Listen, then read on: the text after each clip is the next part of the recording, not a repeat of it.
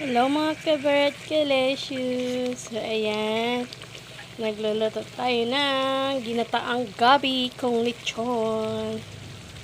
Kasi ano yan, ang sahog yun is lechong kawali. Ayan, purong gata yan siya. Bali ano to, pangalawang gata na to na purong gata.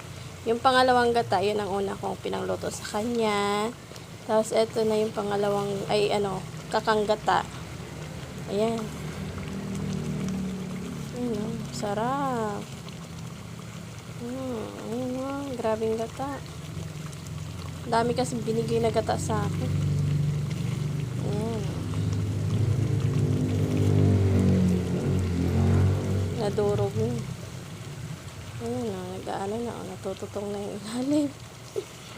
Nahan natin yung apoy.